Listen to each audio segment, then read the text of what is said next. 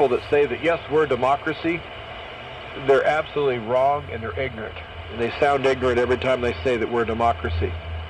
But we have all these sanctimonious people go all over the world and tell them that they have to live by the rule of law.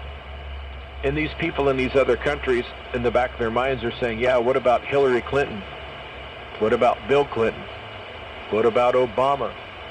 What about illegitimate Joe Biden? What about Hunter Biden?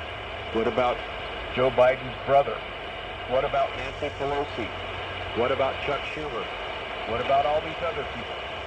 These politicians in other countries, they know exactly what's going on in this country.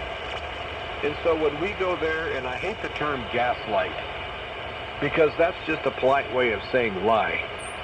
These people go to these other countries and they lie to them. And it used to work because the almighty dollar was dangled out there saying, okay, this is what you get if you go along with us, here's this money. Well, our money is being destroyed, and it's being destroyed on purpose, both within the United States and other countries who are going to help push it over a cliff. But when that happens, all these people that were on the take and they did what our government told them to do, they're no longer going to do it.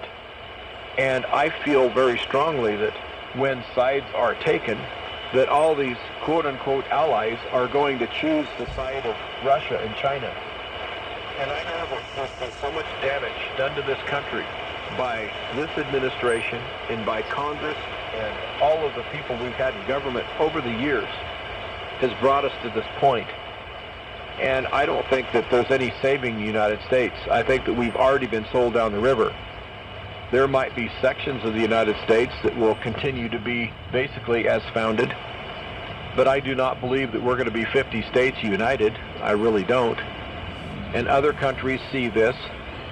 And also, where do most countries get their goods from? They get them from China.